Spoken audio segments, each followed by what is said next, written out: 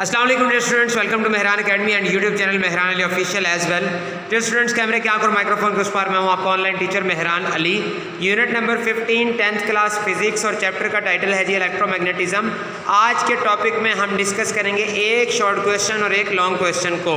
तो जी short question क्या है, बढ़ते हैं अपने लेक्चर की जानिब। और जिन लोगों ने अब तक इस चैनल को सब्सक्राइब नहीं किया उनसे रिक्वेस्ट है कि लाजमी तौर पर चैनल को सब्सक्राइब कर लें। शॉर्ट क्वेश्चन आ जाता है आपके पेपर में कि how the direction of magnetic field produced by a coil या फिर सोलेनॉइड कैन बी डिटरमाइंड।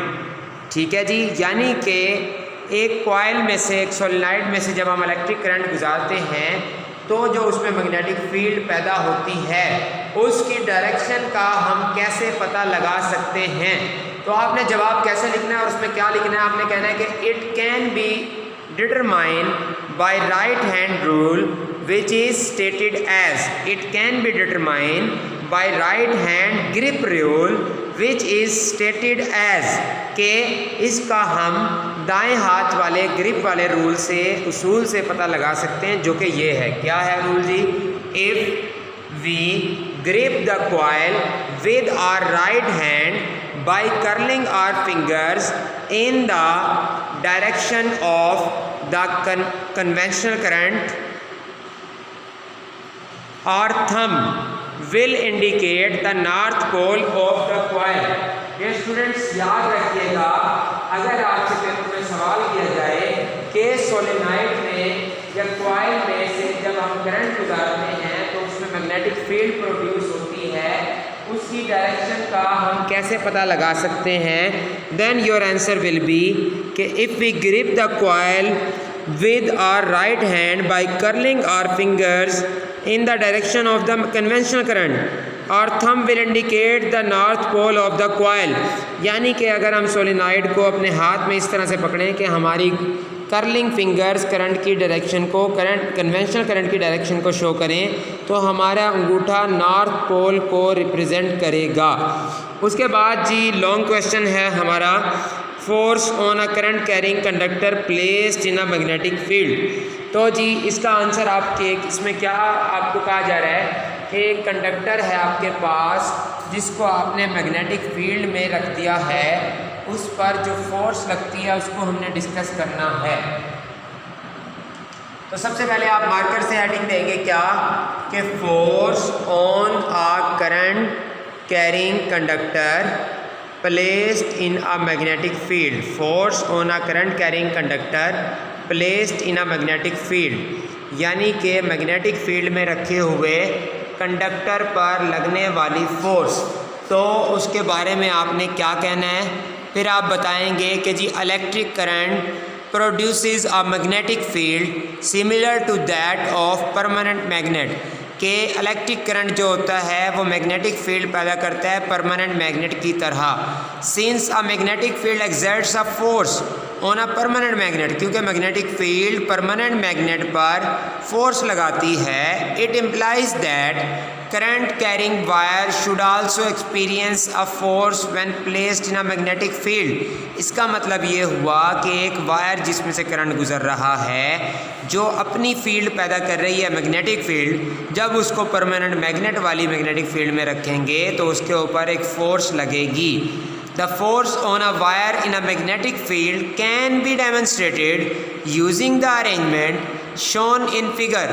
इस डायग्राम में जो हमें अरेंजमेंट दिखाई गई है उससे हम इस बातों को डिस्कस कर सकते हैं, समझ सकते हैं। उसके बाद a battery produces current in a wire placed inside the magnetic field of a permanent magnet. कहते हैं कि एक बैटरी हमने लगा दी है वायर के साथ जिसमें से करंट पैदा होना शुरू हो गया है और उसकी वजह से मैग्नेटिक फील्ड पैदा हो रही है, और परमानेंट मैग्नेट की मैग्नेटिक फील्ड में उस वायर को हमने रख दिया। उसके बाद current carrying wire produces its own magnetic field which interacts with the field of the magnet, कि वो वायर जिसमें से करंट गुजर रहा है वो अपनी मैग्नेटिक फील्ड पैदा करती है जो कि परमानेंट मैग्नेट की मैग्नेटिक फील्ड के साथ इंटरैक्ट करती है। As a result a force is exerted on the wire, नतीजतन वायर के ऊपर एक फोर्स लगती है। यहाँ तक बात समझ में आ गई डियर स्टूडेंट्स। उसके बाद आपने दोबारा मार्कर से हेडिंग देनी है क्या direction of force acting on wire, direction of force acting on wire की आप हेडिंग देंगे। फिर आप पेन से लिखेंगे कि depending on the direction of the current, current की डायरेक्शन की बुनियाद पर the force on the wire can either pushes और pulls it towards right or towards left depending on the direction of current, current की direction पर depend करते हुए the force on the wire, wire पर जो फोर्स लगती है can either pushes और पुल्स टुवर्ड्स राइट और टुवर्ड्स लेफ्ट। यानी कि ये वाली बात इस तरह से कि ये है जी करंट की डायरेक्शन, ये है एंटी क्लॉकवाइज डायरेक्शन में। जब एंटी क्लॉकवाइज डायरेक्शन में करंट ट्रैवल करेगा कन्वेंशनल करंट इस वायर में से, तो क्या होगा, तो ये होगा कि इस परमानेंट मैग्नेट की मैग्नेटिक फील्ड इस वायर को टुवर्ड्स राइट सीधी तरफ क्या करती है, पुश करती है जब करंट एंटी क्लॉकवाइज डायरेक्शन में ट्रैवल करता है। उसके बाद जब करंट क्लॉकवाइज डायरेक्शन में ट्रैवल करता है कन्वेंशनल करंट, तो क्या होता है टुवर्ड्स लेफ्ट, लेफ्ट साइड पर ये इस परमानेंट मैग्नेट की मैग्नेटिक फील्ड इसको क्या करती है, पुल करती है आई, जब करंट क्लॉकवाइज डायरेक्शन में ट्रैवल करता है। तो ये वाली बात समझ में आ गई आपको। उसके बाद आपने हेडिंग देनी है डियर स्टूडेंट्स, क्या, कंट्रीब्यूशन ऑफ माइकल फैराडे।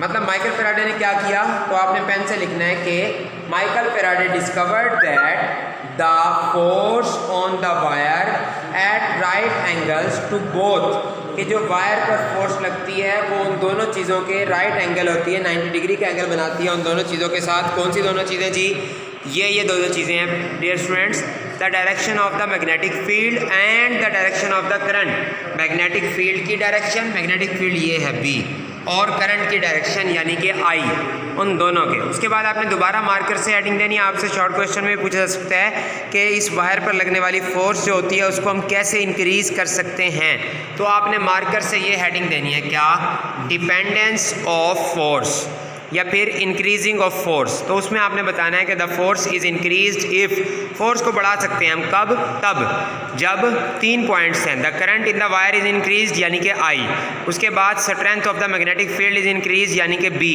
और तीसरे नंबर पे the length of the wire inside the magnetic field is increase. और डियर स्टूडेंट्स याद रखिएगा, length of the wire inside the magnetic field यानी मैग्नेट इज़ इंक्रीज्ड, यानी कि लेंथ ऑफ वायर को हम रिप्रेजेंट करते हैं कैपिटल एल से, कैपिटल एल, कैपिटल आई और कैपिटल बी। बी पर साइन ऑफ एरो लगाया हुआ है, मैग्नेटिक फील्ड का सिंबल है क्योंकि ये वेक्टर क्वांटिटी है। उसके बाद फिगर या सर्किट डायग्राम की हेडिंग देके आपने सर्किट डायग्राम बना देनी है। Thank you so much for watching, do not forget to subscribe this channel. Pakistan पाइंदाबाद, शुक्र दे मौला।